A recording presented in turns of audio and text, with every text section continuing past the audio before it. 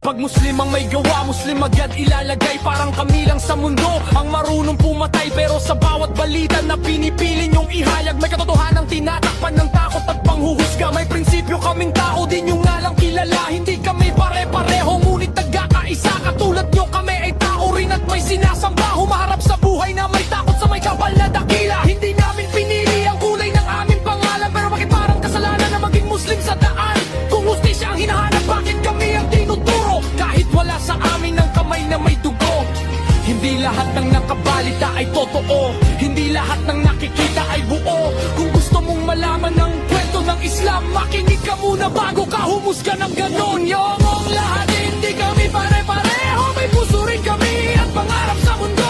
Hindi terorista ang pangalan ng Islam, kapayapaan ang dala ng salitang salam. Yomong lahat, tao rin kaming tulad nyo, may pamilya, may dasal, may pangarap sa buhay na to. Walang kinatatakutan ng pusong nananalig. La ilaha illallah, yan ang aming paninindig.